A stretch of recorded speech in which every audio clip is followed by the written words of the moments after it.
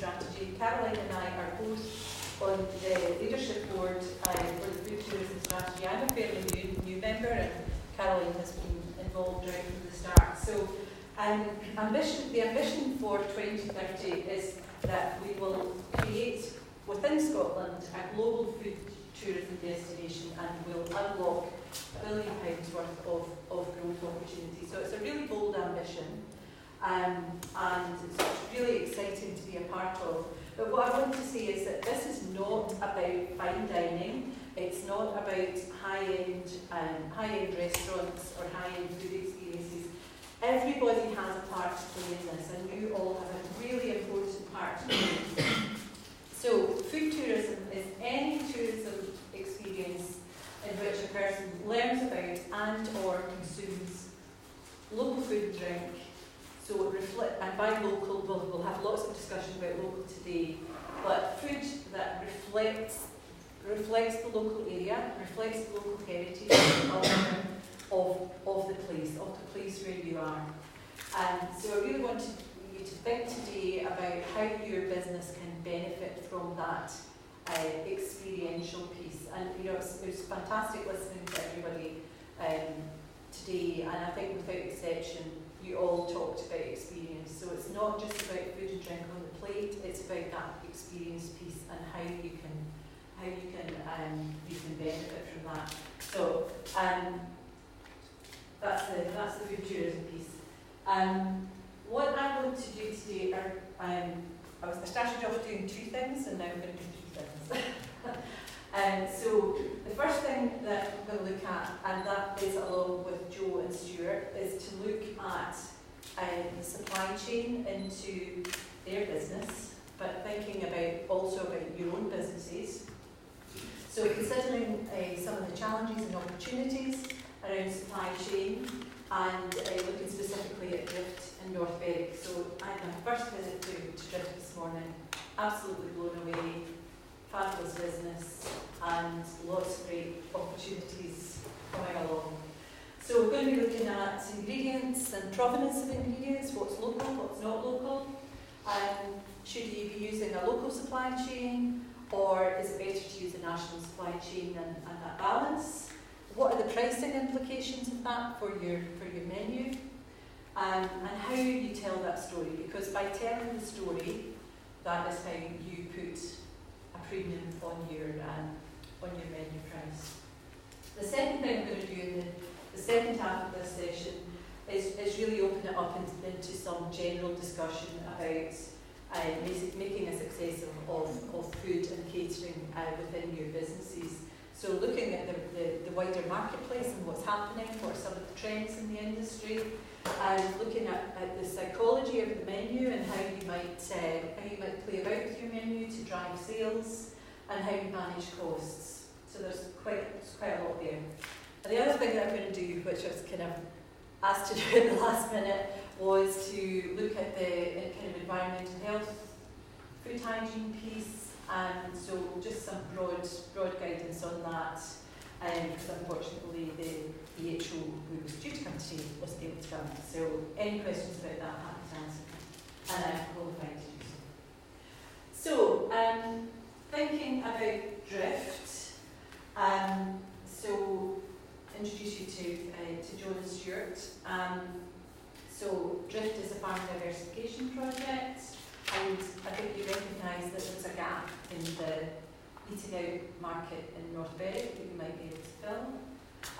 You've experienced phenomenally high levels of footfall since opening in June 2018, and you've had to expand already, which is good but challenging. So do you want to tell us a wee bit about your story? Our story. We started off a farm shop cafe about 8 years ago, planning permission, big SRTP grant, never built it. So we always had a desire to do something in the food and drink industry. We then realised we needed to start off small.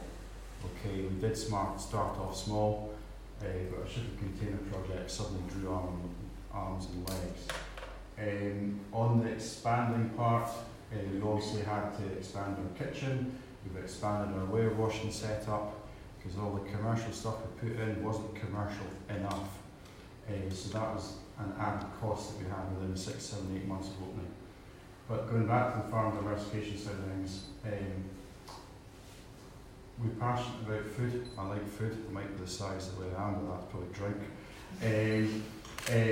We just enjoy eating, we enjoy producing good food, and that side of business is Joe's forte, not mine. Yeah, I think also with our location, we're right on the coast. We've got an infinity view across the Forth to Fife. We've got the Bass Rock right there. We've got the Craig. The farm shop that Stuart was talking about was going to be initially based on the farmsteading side of things itself. And we realised actually that wasn't ideal, and we needed to look at other locations that we had on the farm, and what would make it ideal for the customer coming out to us. And a lot of that was down to footfall too. The other thing there is sometimes you don't want your business outside your house. You sometimes want to actually move your business from where you live. Yeah. So you've just got a bit of breathing space. So we had this piece of land that was doing nothing. It wasn't earning us any money. It was just it used to have sheep on it, I believe, but it really was earning us absolutely nothing. So we began to explore putting some form of a building on it. It's 1.5 miles out of North Berwick, which is a growing town. I think over the next 10 years, I think 1,000 new homes are being built on the outskirts of it.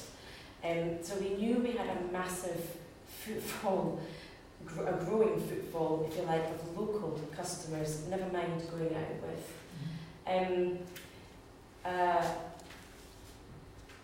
So there was that. So being only 1.5 miles, what we've done is we've actually encouraged lots of people to walk out to us. People will catch the train from other parts of East Lothian. They'll get off and they'll walk. They'll come and they maybe go to the castle. They might come back again and then they'll go back to the train. We're now actually attracting, so it appears, lots of people. We're becoming a destination, a real destination. We've got lots of people coming from Stirling, from Glasgow. We're just branching out now down into Northumberland. What people are doing is they're coming up by car, they're Googling and they find us. And they see we're the most popular destination apparently within North Berwick. So up we come, we've got a car park, so we're easily accessible from that side of things. Car park might sound a daft thing, but in North Berwick you can't park your car. Yeah. So to be able to park your car, eat delicious food, catch an amazing view that we've now opened up to the general public is a real attraction. One of the biggest things we wanted to do, myself, I'm from a farming background as well. We had my family farm down in Berwickshire. I've grown up with home baking. I've grown up with home cooked food, and we both recognised that there wasn't. I was also a teacher, past life, so and I worked in a very, very underprivileged area in Midlothian. And one thing for me, was hearing a way to get milk from Tesco. Love that. No, that's not where your milk comes from. You might buy it from there, but where does it come from initially? So a lot of what we wanted to do was make sure that everything we did was pretty much homemade and fresh. And one of the homemade means in our kitchen. In our kitchen. Not homemade as a brand that comes in the back of the lorry. Yeah. So our cabinet now says all lovingly made in our drift kitchen. One of the things I'm battling with now though is waiting time on food coming out. People are complaining because they want fast food. And so you've got even I went out on Sunday and I said, I'm really sorry it's taken so long to get to you, but it's all made fresh to order. And as you can see, we're very, very busy, and the other 39 people in here have also ordered hot food. And I can only put so much through at any one time. And they kind of look at you funny, in funny ways. It's all cooked fresh. I don't have it sitting there in pots in the back just to slap onto a roll and get out to you. So I think that's it was really, we had a discussion about this morning, and I think it's really important to be able to communicate that, because the customer will feel far more comfortable if they know what is happening. Yeah. So we had some discussion about how you might communicate that through staff, through signage, and just making sure that when people order food, that they know that it's going to take a bit of time. But I think, you know, Jo and Stuart should be flattered by the fact that they have massive queues and that people are still coming. Yeah. We've now also got a real following for our scones in particular, because they're quite large and people just like them. They're fresh, they're tasty. We don't tend to use scones we've made the day before. In fact, we tend to run out more than we have to be used. And our chocolate Guinness cake, I can't seem to go around North Berwick now without saying, oh, you're the one who's famous for that chocolate Guinness cake up at Drift. Yeah, that's me. But the fact that everything is homemade is now really, is now our story, it's part of our story, which is what I wanted it to be from the beginning. Taking the chocolate Guinness cake, we have tried using a local brewery with their beer instead of the Guinness. Doesn't sell because it's not chocolate Guinness cake. So that's even trying to use local produce. People want something specific. Is that the name or the taste of the cake? It's made with Guinness. No, but what is it? It's Guinness is in it. But before we opened, actually, the trial, and I made 2 different cakes, and I said, which one do you prefer? And they all went for the chocolate Guinness because that was the flavour that they were used to.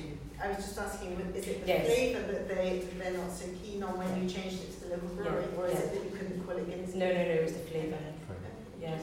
Yeah. I suppose we just haven't found a strong enough stout. So these were the items that we kind of picked out as what I will always say to any business that I'm working with, what makes you different? Because I need to have a reason to come to you. There are so many coffee shops, cafes, restaurants. Why do I come to you? So first of all, the view, which is absolutely phenomenal. So fresh scones and bakery, fantastic quality.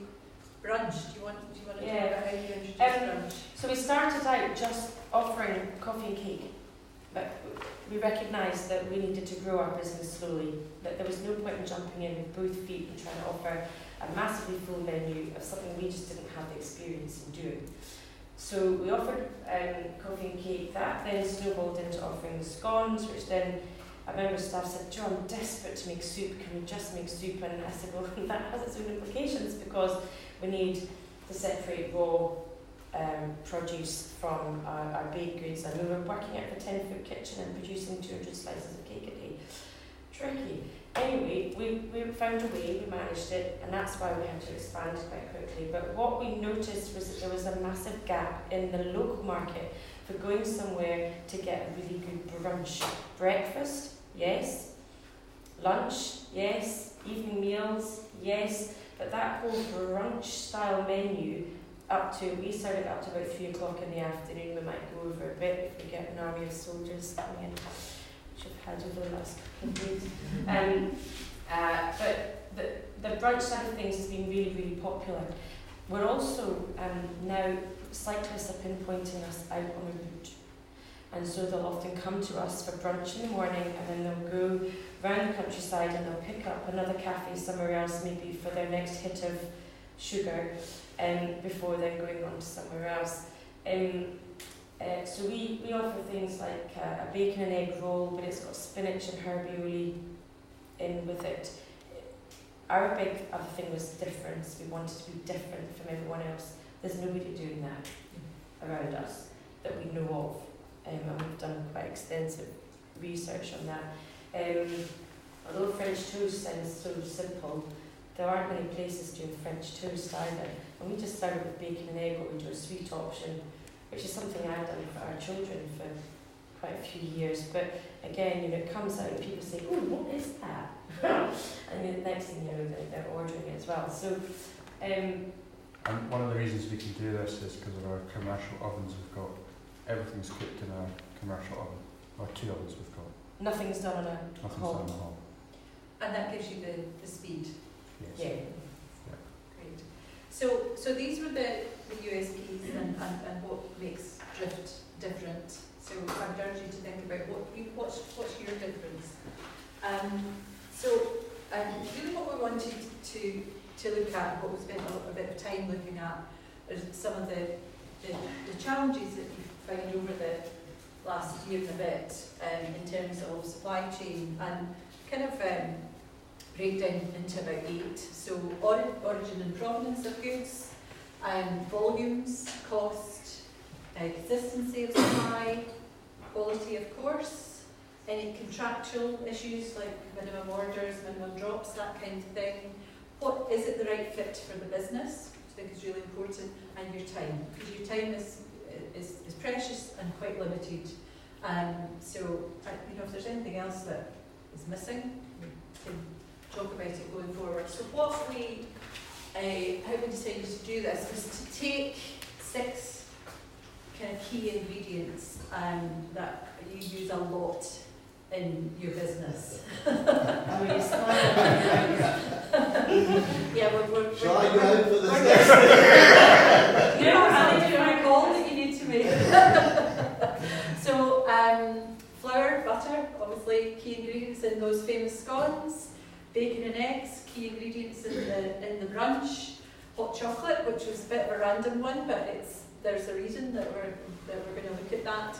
And dairy, so milk and cheese. Sandra Reid, you couldn't come into the picture. Yes, of course. I wasn't Sorry.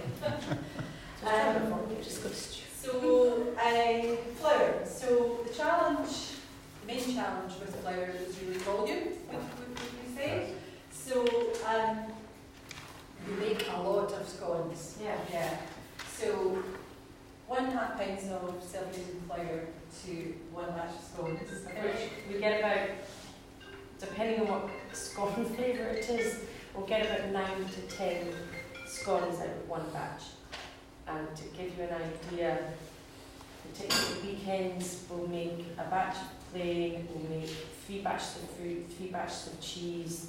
We're now trying to do a batch that has flavour combinations in it that pair with our soup. That's just becoming quite popular because it's tasty instead of just having a cheese scone. A cheese scone doesn't necessarily go nicely with Mediterranean vegetable soup. So what can we do that does go quite nicely? So, and all those will sell, and quite often we'll suddenly have to whip up another batch throughout the day to make sure that we've got enough for the afternoon.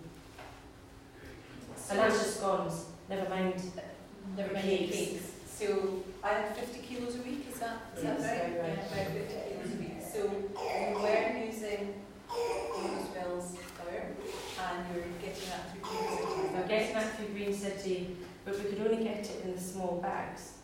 We couldn't get it in large 16 kilo or 25 kilo bags. And it got to the point where Green City said, "Jo, you're needing so much flour, we can't supply it." So Green City deliver 2 days a week? 2 days a week, that was the other issue, Yeah. So really, it was a No, volume. one day a week, it's Thursday. So a volume issue there.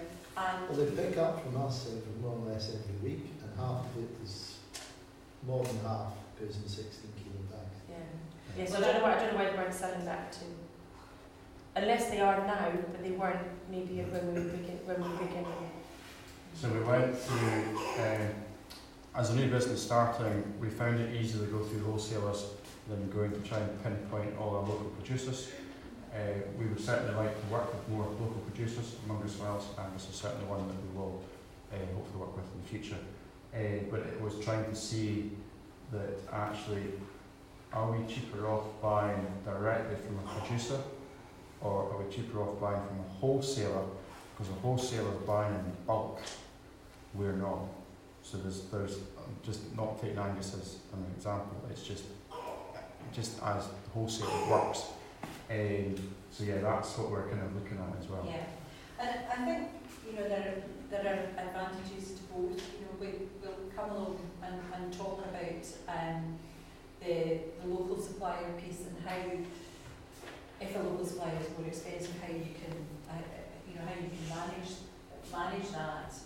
But the point I wanted to make here on this particular issue is I think wholesalers may be coming for a bit of a bad press, and just as an example, Bid Food, they've got consistent volumes of supply. You get an advance call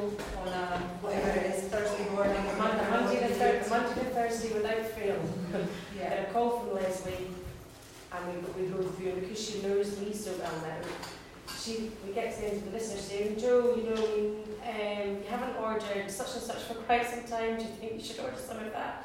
Or I've got this on offer that might interest you. She's very good at keeping up to date with everything. She knows I think Bedfood, what they try and do is they nominate an employee to work with X number of businesses. So they end up knowing the businesses really well and what they offer. And sometimes they Leslie, no, I don't do that. Oh, right, listen. Yes, and they have targets to meet as well. Another point I wanted to make was that wholesalers will work with local suppliers and they will bring local suppliers onto their supply chain.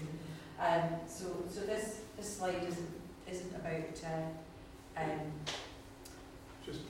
knocking. We have very similar issues, and actually there are a few of our local suppliers who actually ask us to go through the wholesalers. Yes. Because they want to get the volume through the wholesaler to keep the wholesaler.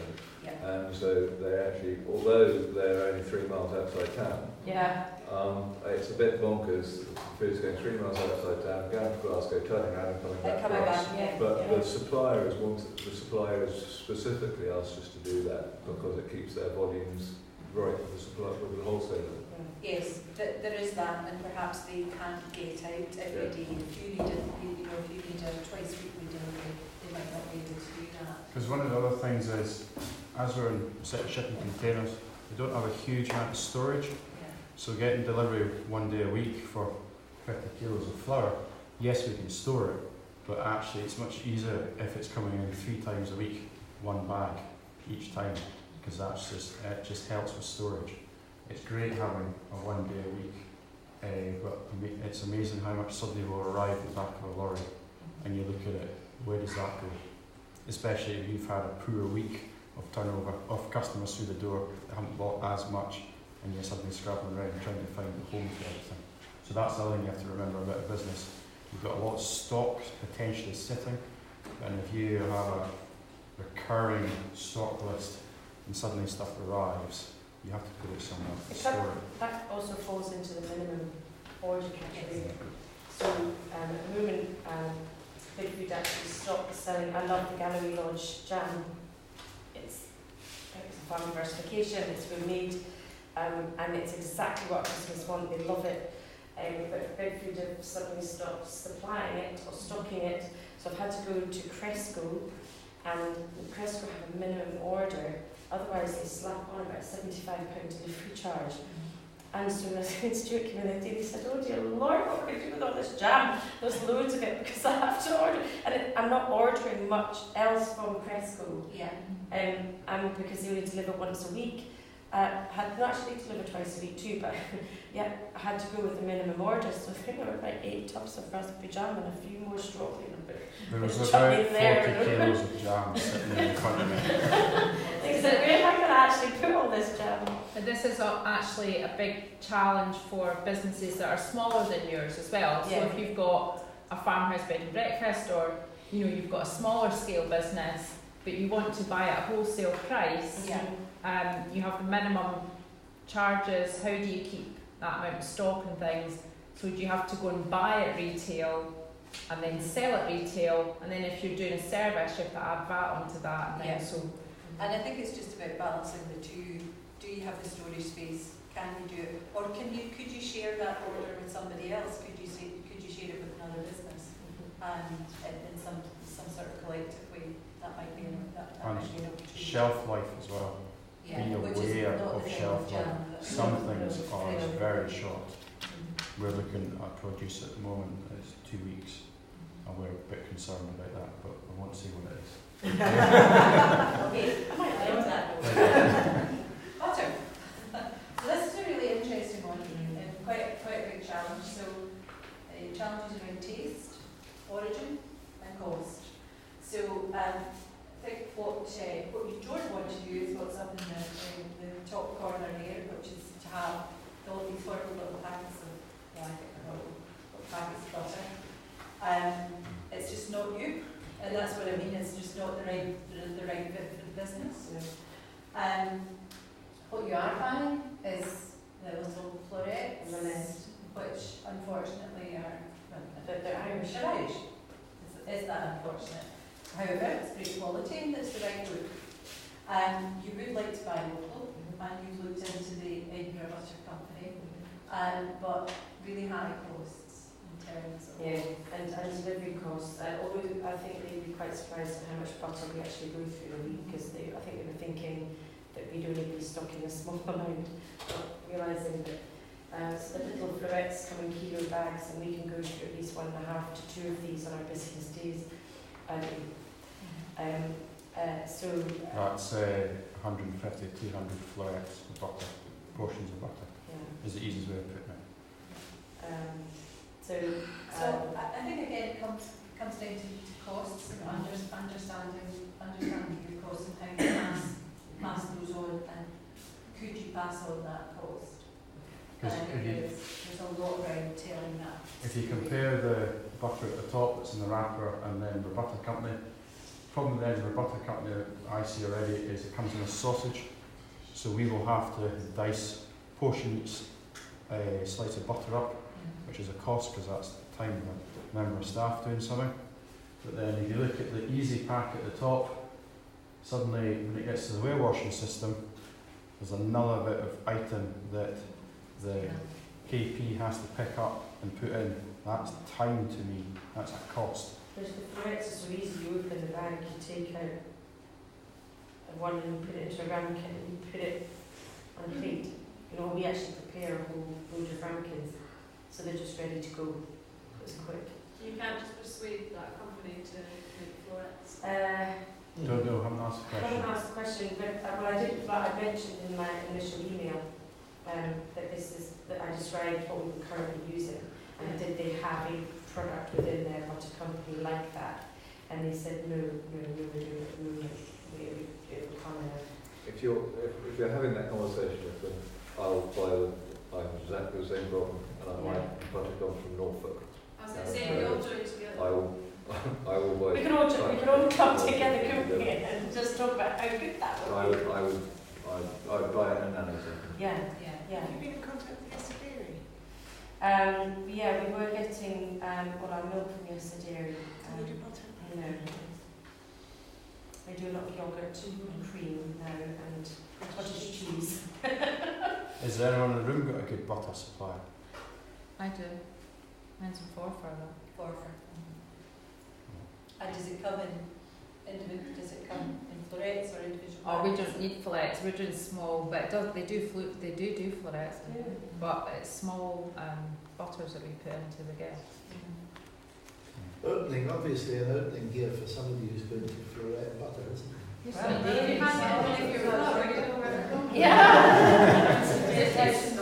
And butter that's got a bit of salt in it. But it's the taste, because we have had customers complain that it's not tasty enough, because they want to taste a little bit of salt through the butter, not just have a plain butter. One customer, I'll never forget it, she said, "You have the most delicious scones, but they're really let down by the butter." And that's this butter? No, yes, but that was the unsalted version, because I couldn't get the salted version for a while. Yeah. So I think again it's this balance of what is the right fit for your business and how you can determine to pass that price on. Bacon is an increasingly interesting one. So it's really important to you to buy local, to have local bacon. So you are buying from a local butcher. Yes, but he's buying wholesale. So You're buying wholesale. Yeah, I'm buying from the butcher at wholesale price, who's buying the bacon wholesale. So it's not coming from him. So can I cut the middleman out, i.e. my butcher? Although we do go through a heck of a lot of rashes a week. Yeah. 2,000 rashes a month, is that right? Yeah, okay. And that might rise with the... Could rise as we add, we're looking to put some homemade beans on toast on the menu, and with the opportunity of adding bacon and egg to it, so that people feel if they want a bit more of a breakfast than just beans on toast. So So yes, we could end up going through even more bacon because of what we're looking to add to the menu. So cutting out the middleman, is that going to be an option for you? If we can explore that, yes, it could be an option. There's a lot of pigs. It is. But it's supply. I can go to my butcher 6 days a week and I can purchase if need be. I'll bulk buy from them, but if we've had a busy weekend, I can go on a Monday morning and I can get bacon. If I go through a wholesaler, suddenly I've got to go and store. It's storage again. We've got a lack of fridge space or a raw meat fridge. Where can that go? Easy answer, buy a fridge specifically for that in the building. Well, that's fine. I don't have the space for that fridge in the building. But this is also vacuum packed, and that helps massively with your HO standards. So you're exploring working with your local supplier for this? I don't know where local suppliers. Di is a perfect example, but she doesn't have. She doesn't have pigs. Doesn't have enough pigs. Doesn't have the supply chain. So do you know where your butcher's getting his bacon from? I should have read the packet and I'll be able to tell you. Well, you should be able to, because there'll be a code on it, so you'll be able to trace that. But does he know? Like, he'll know. Is it British at all? Sorry? Is it British at all? British. It is. Can I ask what kind of bacon it is? Is it back bacon or smoked bacon? It's unsmoked. Yeah, it's back bacon. Back bacon. Do you find customers are asking for different kinds of bacon? No. Generally they all love the bacon. At the end of the day, they want the bacon on their roll. Actually, there was one funny moment when Stuart was in the butcher getting the bacon, and he was very, oh, like you were just telling me, I love your bacon, really love your bacon. And Stuart said, well, yeah, get it from you. He said, oh, right, I love some bacon. But no, generally speaking, everyone loves bacon. It's got a saltiness to it. I always say people do put extra salt on there. There's enough in the bacon. But it's not too salty, which is good. Yeah. And sometimes when we're cooking, the way the ovens are set, it's set exactly the same, but sometimes a pack can be slightly thinner cut, and that just causes problems. But then, instead of 2 slices, you'll get 3 slices. But that's up to hopefully the staff pick up on that. Are you able to know what kind of animals produce that bacon? Because sometimes you get board things like that. I think through the butcher, I would be able to trace that through him, and potentially a code that's on the pack. Board cane's horrible. It'd be a disaster if it came through. Yeah. I think he prides himself on where he gets his produce.